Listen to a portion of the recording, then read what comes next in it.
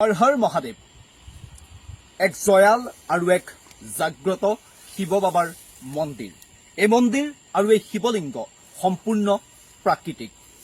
গুৱাহাটীৰ পৰা প্ৰায় 420 কিলোমিটাৰ দূৰত আছে, অৰ্থাৎ অৰুণাচল প্ৰদেশৰ জিৰ'ৰ এক দুৰ্গম অঞ্চলত আছে এই শিৱলিংগ, এই শিৱ মন্দিৰ। নাম সিদ্ধেশ্বৰনাথ শিৱ মন্দিৰ। এই সিদ্ধেশ্বৰনাথ শিৱ মন্দিৰ আৰু শিৱলিংগৰ বহু ইতিহাস আছে। জাগ্ৰত শিৱ মন্দিৰ বুলি কোৱা হয়। প্ৰথমতে আপোনালোকক এটা কথা জনাই ল'ব বিচাৰিছোঁ, সিদ্ধেশ্বৰনাথ শিৱ মন্দিৰৰ যি শিৱলিংগ, সেই শিৱলিংগই হৈছে প্ৰাকৃতিকভাৱে দেখা পোৱা বা সন্ধান লাভ কৰা সম্পূৰ্ণ প্ৰাকৃতিক, কোনো ধৰণৰ আৰ্টিফিচিয়েলকৈ নিৰ্মাণ কৰা নহয়, এছিয়া মহাদেশৰ ভিতৰত সৰ্বোচ্চ ওখ শিৱলিংগ। কেৱল শিৱলিংগই নহয়, সিদ্ধেশ্বৰনাথ মন্দিৰৰ এই শিৱলিংগৰ লগত শিৱ বাবাৰ অৰ্থাৎ মহাদেৱৰ সম্পূৰ্ণ পৰিয়ালটোৱে আছে। আপুনি যদি ভালদৰে চাই, মই আপোনাক অন্য এখন স্ক্ৰীণত দেখুৱাইছোঁ, আপুনি যদি ভালদৰে লক্ষ্য কৰে, শিৱলিংগটোৰ চাৰিওটা দিশ যদি আপুনি লক্ষ্য কৰে, আপুনি দেখা পাব তাত মহাদেৱৰ সম্পূৰ্ণ পৰিয়ালটোৱে আছে। মহাদেৱৰ প্ৰিয় ভক্তসকলো আছে।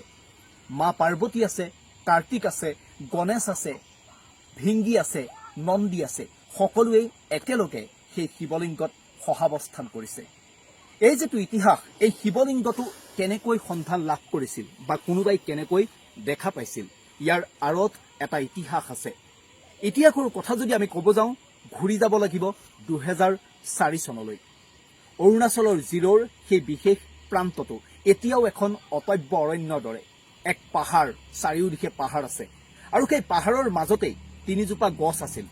তিনিজোপা গছ 2004 চনৰ এটা বিশেষ দিনত সেই গছ তিনিজোপা কাটিবলৈ গৈছিল নেপালী সম্প্ৰদায়ৰ এজন বিশেষ ব্যক্তিয়ে, আৰু সেই ব্যক্তিজনে গছজোপা কাটি থকা অৱস্থাত গছজোপা ভাগি পৰিব লওঁতেই দেখা পাইছিল শিৱলিংগটো।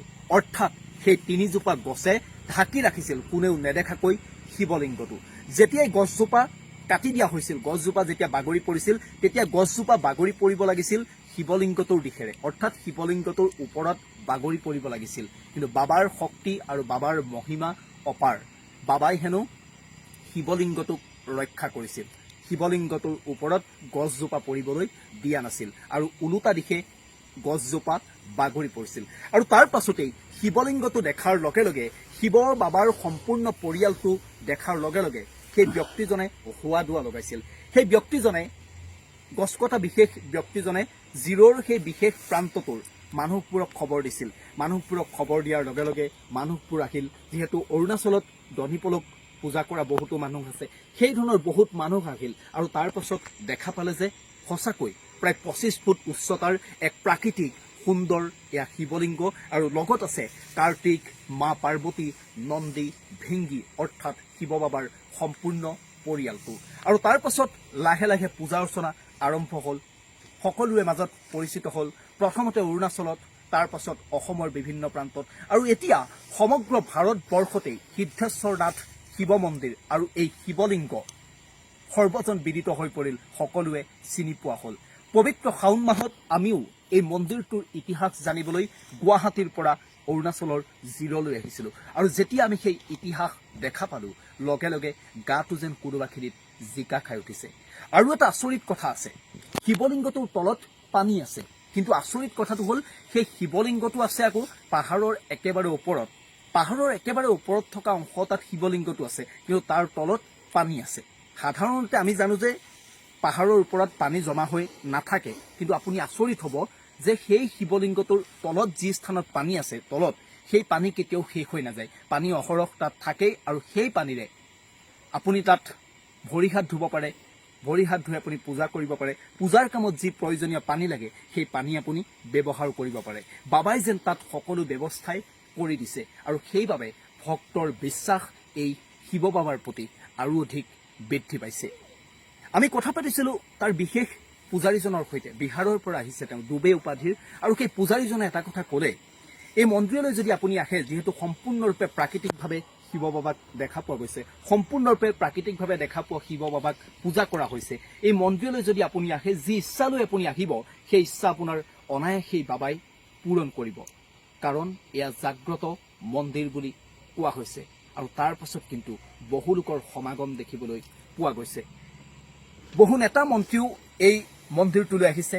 অসমৰ বৰ্তমানৰ মুখ্যমন্ত্ৰী হিমন্ত বিশ্ব শৰ্মা ডাঙৰীয়াও এই মন্দিৰটোলৈ আহিছিল, মন্দিৰটোত পূজা অৰ্চনা কৰিছিল, মন্দিৰটো দৰ্শন কৰিছিল। প্ৰাক্তন মুখ্যমন্ত্ৰী সৰ্বানন্দ সোণোৱালো মন্দিৰটোলৈ আহিছে। আমি যিমান দূৰ কথা পাতি গম পাইছো, এটা সময় আছিল হেনো যেতিয়া মন্দিৰটো যিহেতু সম্পূৰ্ণৰূপে প্ৰাকৃতিক বা শিৱলিংগটো সম্পূৰ্ণৰূপে যিহেতু প্ৰাকৃতিক, তাত যেতিয়া পূজা অৰ্চনা কৰা হয় কিছু পৰিমাণে বতাহ বৰষুণ আহিলে সেই চাকি জ্বলাওঁতে বা ধূপ জ্বলাওঁতে কিছু অসুবিধা হয়, অৰ্থাৎ নুমাই যায়। আৰু তাৰ পাছত বহু নেতা মন্ত্ৰীয়ে সাংসদে সহায় কৰিলে আৰু তাৰ পাছত এই যিটো ৰূপ, এতিয়াৰ যিটো আধুনিক ৰূপ, সেই আধুনিক ৰূপটো দিয়া হ'ল। সম্পূৰ্ণৰূপে গ্লাছৰ জৰিয়তে মন্দিৰটো ঢাকি দিয়া হ'ল। মন্দিৰটো হেনো আৰু এটা ইতিহাস আছে। কথাখিনি শুনিবলৈ পোৱা গৈছে। কথাখিনি হ'ল দুটা তৰা হেনো এদিন ওপৰৰ পৰা নামি আহি শিৱলিংগৰ ভিতৰত সোমাই গৈছিল। দুজন বিশেষ ব্যক্তিয়ে হেনো দেখা পাইছিল ৰাতি, আৰু তাৰ পাছত ব্যক্তি দুজনে ভয় খাইছিল হেনো, আৰু তাৰ পাছত পূজাৰী আহি পূজা অৰ্চনা কৰিছিল। গতিকে কথাখিনি কোনোবাখিনিত আশ্চৰ্যজনক, কথাখিনি কোনোবাখিনি অদ্ভুত, কিন্তু অদ্ভুত বুলি ভাবিলেও এই কথাখিনি কিন্তু আপুনি কোনোবাখিনিত মানিব লাগিব। আপুনি কেতিয়া মানিব? আপুনি যেতিয়া এই পৰিৱেশটোৰ মাজত একাত্ম হ'ব, এই পৰিৱেশটোৰ মাজত আপুনি যেতিয়া আহিব, তেতিয়া আপুনি বুজি পাব সঁচাই যেন কিবা এটা আছে বুলি আপুনি যেন ফিল কৰিব, বা যিটো অনুভৱ কৰা হয় সেই অনুভৱটো আপুনি কৰিব। গতিকে আপুনি আহিব পাৰে বাবাৰ আশীষ ল'বলৈ। পবিত্ৰ শাওণ মাহ এতিয়া বাবাৰ আশীষ ল'বৰ বাবে অৰুণাচলৰ জিৰ'ৰ এই সিদ্ধেশ্বৰ নাথ মন্দিৰলৈ আপুনি আহিব পাৰে। মই আশা ৰাখিছোঁ কোনোবাখিনিত আপুনি যদি আহে মানসিক প্ৰশান্তি নিশ্চিতকৈ আপুনি লাভ কৰিব। ধন্যবাদ।